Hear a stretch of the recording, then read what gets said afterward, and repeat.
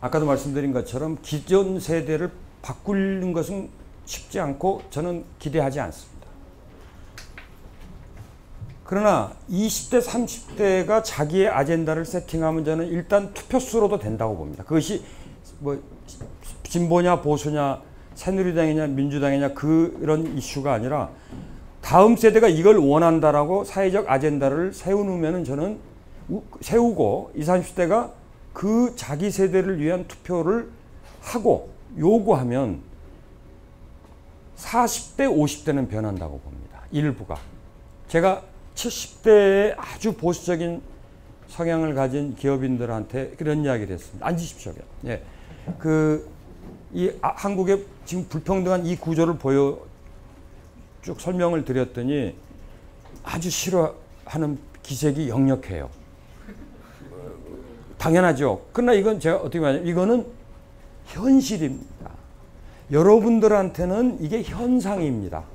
그러나 여러분의 자제나 손자들한테는 이게 현실입니다. 여러분의 자제분과 여러분의 손자들을 위해서 이걸 바꿔야 된다면 여러분 세대가 동의해 줘야 됩니다. 더 달라는 게 아닙니다. 같이 나누자는 겁니다. 그래서 저는 좌빨이라고 할 줄 알았는데 박수를 치시더라고요. 물론 다는 아닐 겁니다. 그러나 20대, 30대가 자기 세대의 아젠다를 분명히 하고 일단은 계층 투표를 나비혁명을 하면서 인접 세대를 설득해내야 됩니다. 그러나 바로는 안 되겠죠. 어떤 특정 정치인에게 기대하거나 특정 정당에 기대하는 건 저 개인적 경험으로는 세상을 바꾸는 길이 아닌 것 같습니다. 저는 고려대학교에서 주류예요.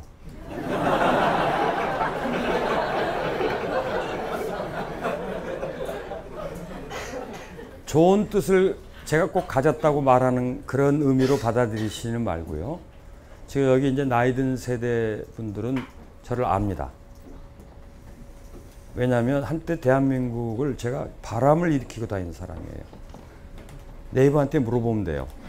근데 한참 옛날로 가야 돼요.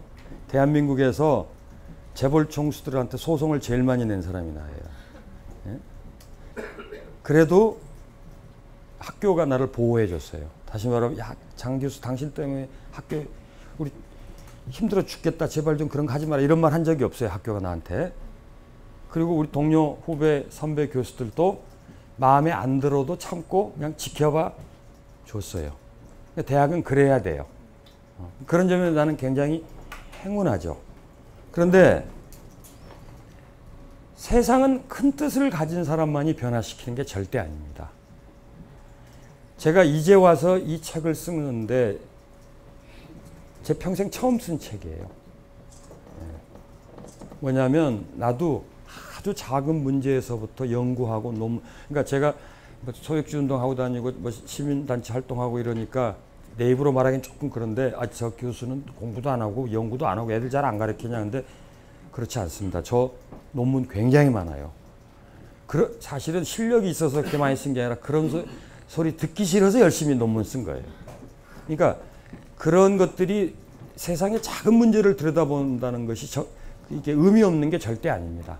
그것이 누적돼서 모든 사회 구조의 문제는 유기적으로 연결되어 있기 때문에 사실은 제가 이 책을 쓸 때도 많은 다른 교수들하고 논쟁도 하고 논의도 하고 물론 이제 그것이 당장 수업 시간에 수업으로 연결되지 않는 경우가 많아요.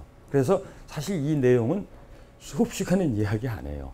그런데 이번 학기에 처음으로 제가 이런 이야기를 하는 강의를 개설을 했어요. 그러니까 절대 실망하지 마세요. 그 학교에도 그런 선생님이 세월이 지나면 나오실 거예요. 지난 목요일 날 제가 그 어느 중앙일보의 칼럼을 이것의 일부분을 가지고 칼럼을 썼는데 거기에 제가 이제 이 노무현, 이명박, 이 박근혜 정부로 이어지는 성장 주도 정책에 의해서 이렇게 풀었었더니 바로 어느 독자한테 연락이 왔어요. 아는 분인데 김대중은 몰라서 뺀 거야? 일부러 뺀 거야? 그렇게 묻더라고요. 그러니까 그 이제 보는 시각에 따라서 굉장히 다를 것 같아요. 김대중 정부 시절은 위기를 극복하느라고 상당히 이게 이제 굉장히 복잡한 이야기인데 아주 간단히 말씀드리면 실제로 우리나라가 시장 경제라는 걸 시작한 건 1975년입니다. 그 이전엔 시장 경제가 아닙니다. 그거 왜 그러냐 하려면 제 강의 학교 수업을 들으시면 됩니다. 다음 책에 그런 내용을 좀 쓰겠습니다. 자, 그런데 시장 경제를 시작하자마자 외환위기가 오는 바람에 국가 부도 사태에 들어가니까 98년에 정권을 인수한 김대중 정부는 그 위기를 벗어나려고 몸부림치다가 뭘 제대로 다 하질 못했습니다. 근데 이제 2003년에 노무현 정부가 들어섰죠. 노무현 대통령이 권위주의를 청산하고 여러 가지 사회 구조적으로는 업적이 많습니다. 그러나 경제 문제에 있어서는 아주 친기업적이고 친재벌적이고 친성장적이었습니다. 그래서 경제 문제는 제가 책에도 썼습니다만 당선이 된 날 그 노무현 대통령 밑에서 경제를 주도하던 팀들이 연락을 해와서 당신이 5년 전에 김대중 정부 당선자 시절에 그런 정책을 총괄했다고 하니 우리도 그걸 좀 하려고 하니까 좀 가르쳐달라. 물론이다. 그래서 그날 저녁에 만났는데 뭐 앞으로 어떤 식으로 자기들이 목표를 가지고 세상을 바꾸겠다 하는 게 있을 거 아닙니까? 그래서 만나서 이야기하기로 했는데 그 다음날 연락이 안 돼요. 이건 싫어합니다. 그러더니 얼마 지나니까 삼성경제연구원의 경제정책을 의뢰를 해버렸어요. 그럼 할 이야기가 다 했죠. 꼭 정권의 잘못만은 아닙니다. 물론 주도적으로 정권의 잘못입니다. 그런데 많은 학자들이나 많은 정치인들이 이걸 외면했습니다. 그건 최근까지도 계속됐습니다. 그것이 진보든 보수든. 제가 지난 가을에 이 책을 내고 우연히도 피케티 교수하고 책이 비슷한 시기에 나와서 한국에서는 임금 불평등의 이 문제가 더 중요하지 지금 자본소득 불평등이 중요한 게 아니다. 한국의 피케티 이론은 맞지 않는다고 이야기했다가 아주 몰매를 맞았습니다. 그러니까 물론 이걸 주도한 것은 정권을 가진 정치권이고 정부지만 한국 사회 지식인들이나 리더 그룹들이 이 분배 문제를 진보든 보수든 외면한 것이 큰 잘못이라고 저는. 이제서야 이야기가 시작된다는 것은 말이 안 됩니다. 현상이 지난 15년 이상 지속돼 왔는데요. 그 공부를 스스로 이제 스스로 하기 어려우니까 여러분 세대는 그러면 인강을 듣든지 간단히 이야기하면요. 지금 저성장이 아닙니다. 이때 지금 자꾸 저성장이라고 하는 이야기는 무슨 뜻이냐면 과거에 비해서 저성장이라는 뜻입니다. 지금 중국이 고성장이라고 하죠. 8%. 국민소득 1인당 국민소득이 6,300불입니다. 우리의 4분의 1도 안 됩니다. 5분의 1 조금. 그러니까 그런 저소득일 때는 애들도 그러죠. 어릴 때는 막 팍팍 크지만 일단 크고 나면 크게 안 큰 것처럼 대개 국민소득이 2만 불 이상 넘어가면 어느 나라는 모든 선진국도 다 이 과거보다는 성장률이 낮다는 의미의 저성장이고요.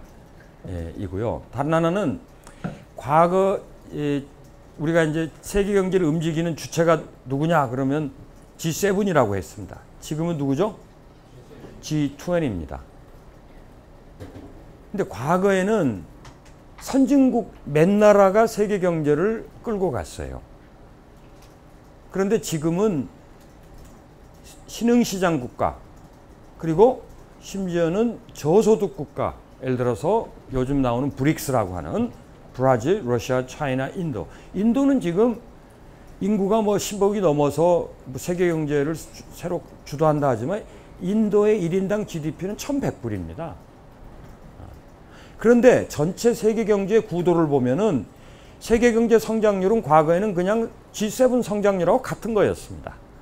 근데 지금은 그렇지 않습니다. 지금은 세계 경제 성장률보다 G7의 성장률은 훨씬 낮고 그 나머지 국가들이 높기 때문에 그런 세계 경제 구조의 변화에 따른 저성장의 이야기를 한다 보면, 예를 들면 일부 진보에서는 세계화 이후로 뭐 아프리카나 뭐 남미 국가들이 다 못 살게 된 것처럼 이야기하지만, 실제 최근 2008년 이후를 보면은요, 고성장 국가는 다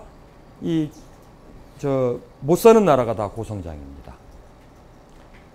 그래서 지금 그런 그 성장과 분배의 논쟁은 아주 오래된 논쟁이고요.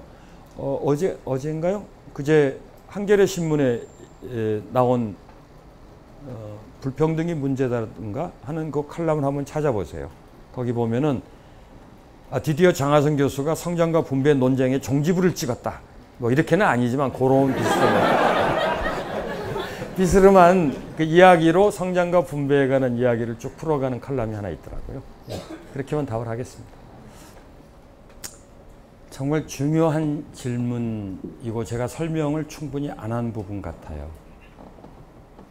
꼭 제가 한 40여 년 전에 했던 고민을 이야기하는 것 같아요. 제가 유신에 반대하고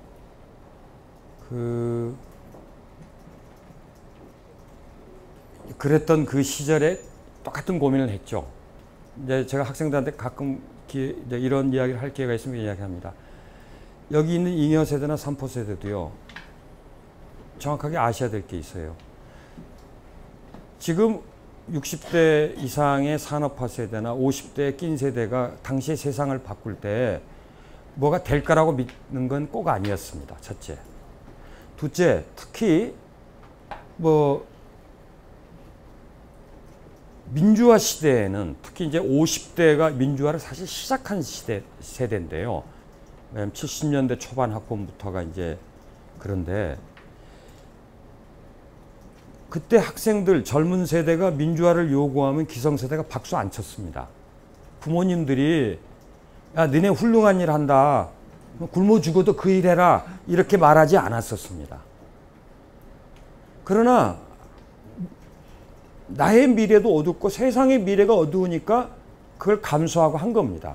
자, 그런데 그렇다고 해서 지금의 잉여 세대와 3포 세대한테 야, 우리도 그렇게 했으니까 너희도 인생 좀 망가지더라도 세상을 바꿔야 될 거 아니야?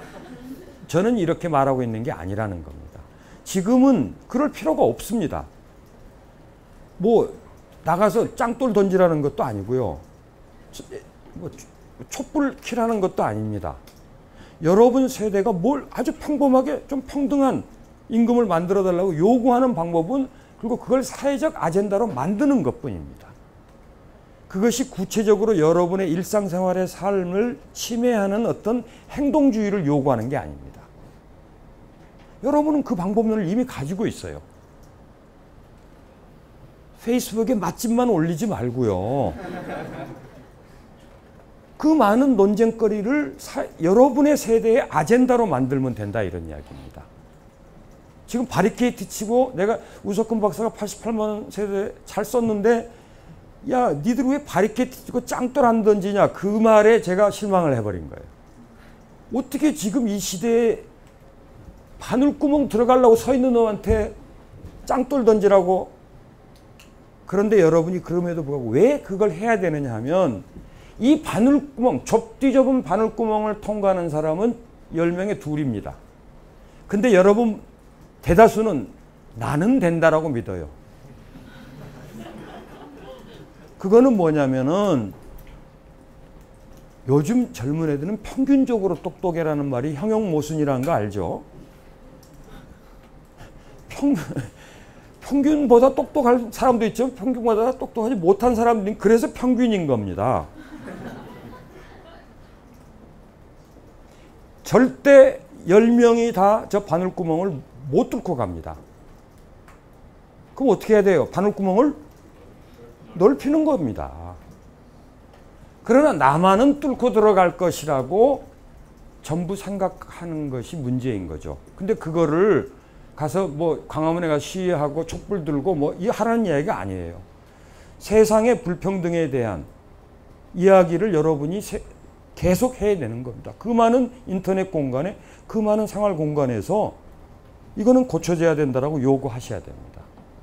그러니까 토익 시험 보지 말라는 이야기나 스펙을 쌓지 말라는 이야기가 아니에요. 여러분 시대의 세상을 변화시키는 방식은 우리 시대의 세상을 변화하는 방식하고는 다른 겁니다. 그러나 필요하면 광화문도 나가야 돼요. 그러나 옛날하고는 다르죠. 예, 다른 방식으로 나가야 되겠죠. 아니, 뭐죠?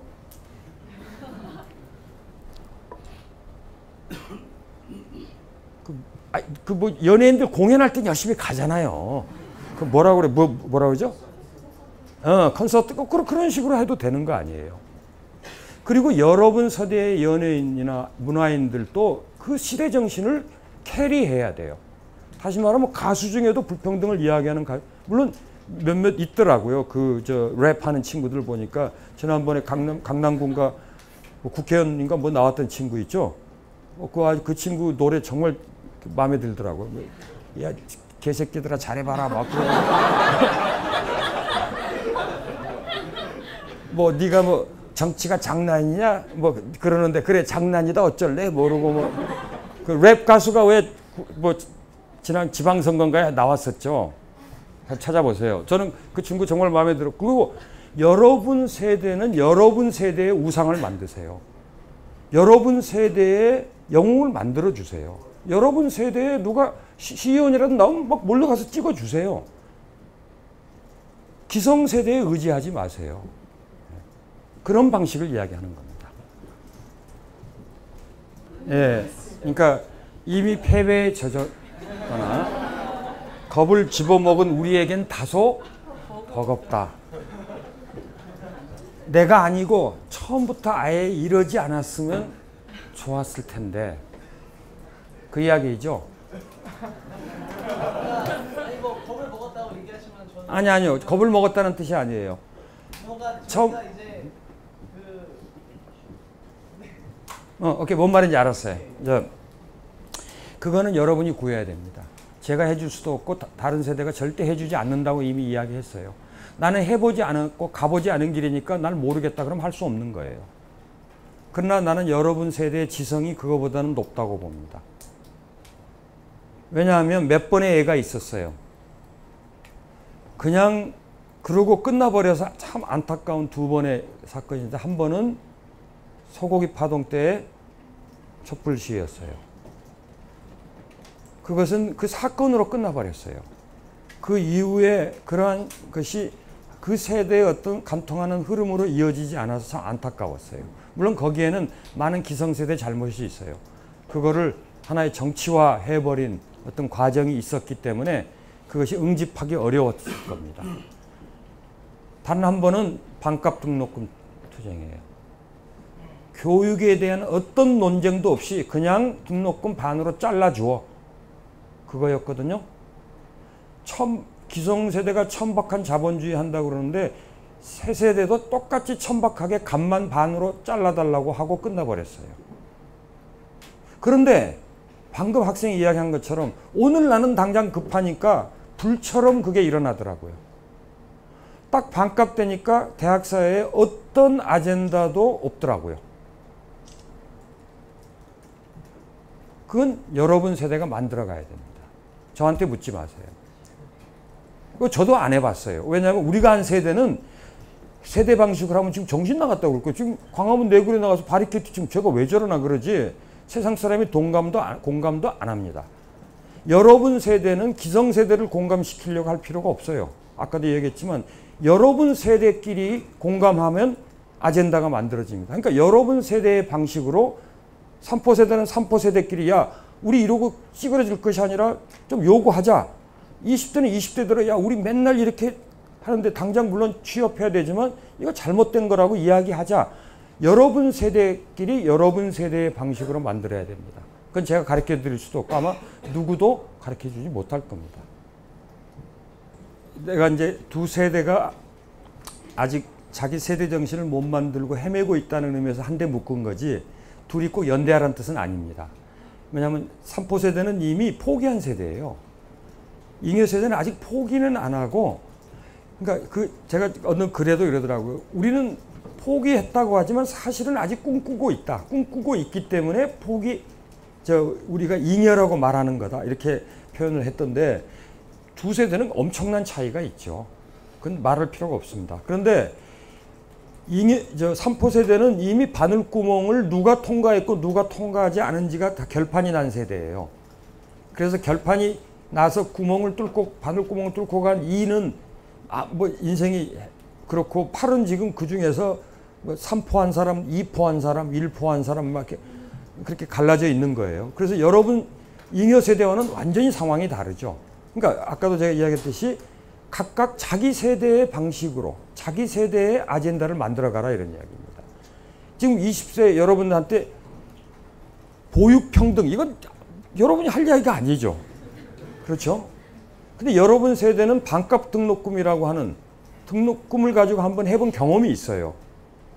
근데 그것이 사회적 아젠다나 여러분 세대의 아젠다가 못 됐던 거예요. 왜냐하면 너무 눈앞에 있는 당장 급한 문제를 끄는 수준에서 논쟁이 끝나버린 거예요. 왜 여러분이 무조건 2명만 들어가는 그 구멍에 줄을 서야 되느냐 하는 거에 대한 문제 제기를 하라는 뜻이지, 꼭 30대하고 연대하라는 뜻은 아닙니다.